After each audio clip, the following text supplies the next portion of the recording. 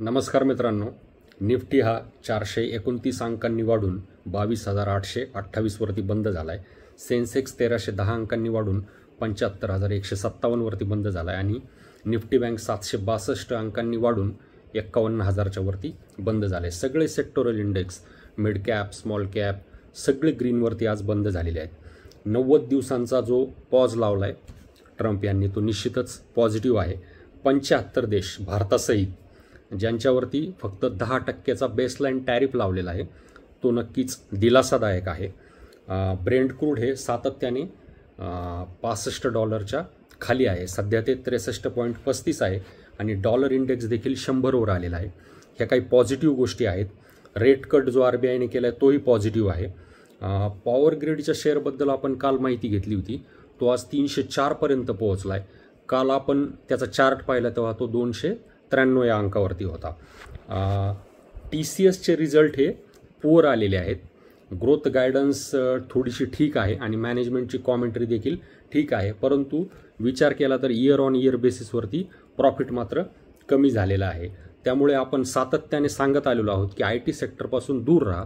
जरी ते अट्रॅक्टिव्ह लेवलला आलेले असले तरी देखील बॉटम फिशिंग करायचं नाही आहे, कारण अर्निंग ग्रोथचा कुठेही सपोर्ट नाही आहे. तर आज एशियन पेंट, अपोलो हॉस्पिटल आणि TCS हे तीनच शेअर फक्त रेडमध्ये होते. पॉवरची डिमांड सातत्याने वाढत आहे. इयर ऑन इयर बेसिसचा विचार केला तर मार्चमध्ये 6.9% पॉवरची डिमांड वाढलेली आहे. त्यामुळे पॉवर ग्रिड असेल, NTPC असेल या शेअरकडे आपल्याला लक्ष द्यायचं आहे. याचं कारण टॅरिफचा याच्यावरती कुठलाही परिणाम होणार नाही आहे.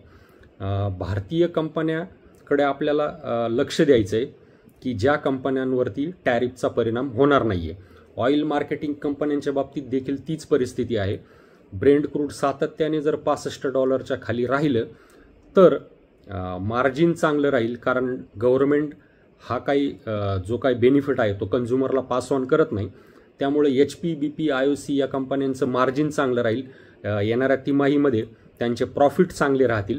त्यामुळे या कंपन्यांकडे आपल्याला लक्ष द्यायचं आहे, परंतु कुठेही बाय आणि सेलचं यामध्ये आपण रेकमेंड करत नाही आहे. जो काही निर्णय घ्यायचा आहे तो आपल्या फायनान्शियल ॲडवायझरला विचारूनच घ्यायचा आहे. आणि मित्रांनो, महत्त्वाची गोष्ट, आपल्याला या व्हिडिओचा कंटेंट आवडत असेल तर नक्कीच आपल्या चॅनलला सबस्क्राईब करा आणि व्हिडिओला लाईक आणि शेअर करा. RBIने 6.5 वरून फेब्रुवारीमध्ये 0.5% कपात केली आणि आता परत 0.5% कपात केली, म्हणजे आता 6.5 वरून 6 वरती रेपो रेट आपला आलेला आहे. आणि RBIने जो स्टान्स घेतला आहे तो न्यूट्रलवरून अकोमोडेटिव्ह घेतला आहे. अकोमोडेटिव्ह म्हणजेच परिस्थितीजन्य लवचिक, म्हणजे कुठेतरी आता महागाईच्या पातळीवरती दिलासा मिळेल आणि ग्रोथकडे लक्ष राहील.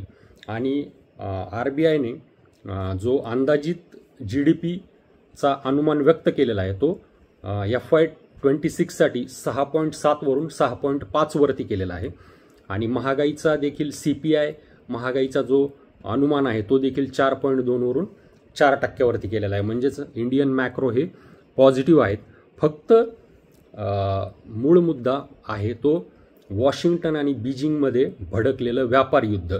या दोन महासत्तांमध्ये जे व्यापार युद्ध भडकलेलं आहे ते जितक्या लवकर सेटल होईल तितकं चांगलं आहे, परंतु सध्या तरी ते शांत होण्याचं कुठलं नाव घेत नाही आहे. कारण अमेरिका सातत्याने त्यांच्यावरती टॅरिफ लावत आहे आणि चायना देखील त्यांच्यावरती रिटॅलिएटरी टॅरिफ लावत आहे. आज परत चायनाने त्यांच्यावरती टॅरिफ लावले आणि जवळपास 125% वरती ते टॅरिफ नेलेले आहेत. त्यामुळे प्रचंड व्होलाटाईल मार्केट आहे.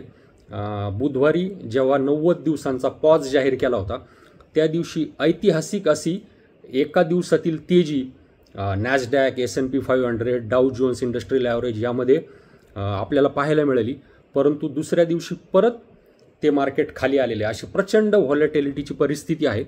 परंतु यामध्ये इंडियन मॅक्रो मात्र चांगले आहेत. महागाई कंट्रोलमध्ये आहे आणि हवामानाच्या अंदाजानुसार यावेळेस पाऊस देखील चांगला राहील. तर मित्रांनो, आपण रोजच मार्केटचे अपडेट पाहतो. तर याचं महत्त्वाचं कारण म्हणजे असं आहे की आपल्याला time to time sectoral rotation करणं, ज्या ठिकाणी परिस्थिती चांगली नाही अशा सेक्टरमधून बाहेर येणं आणि स्ट्रॉंग सेक्टरमध्ये जाणं हे महत्त्वाचं आहे. आपला पोर्टफोलिओ चर्न करणं महत्त्वाचं आहे. 2003 पूर्वी जे बिअर मार्केट होतं ते लॉंग असायचं आणि बुल मार्केट हे शॉर्ट असायचं. आता परिस्थिती बदललेली आहे. आता बुल मार्केट हे जास्त काळ असतं आणि बिअर मार्केट हे कमी काळ असतं. त्यामुळे ही परिस्थिती देखील आपली निघून जाईल.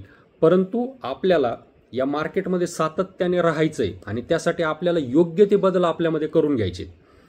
सर्वायवल ऑफ द फिटेस्ट या नियमानुसार आपल्याला स्ट्रॉंग सेक्टरमध्ये कायम राहायचं आहे मित्रांनो आणि आपल्या वेल्थ क्रिएशनकडे आपल्याला लक्ष द्यायचं आहे. ही परिस्थिती देखील निघून जाईल आणि आशा करूया की हा काळ देखील निघून जाईल.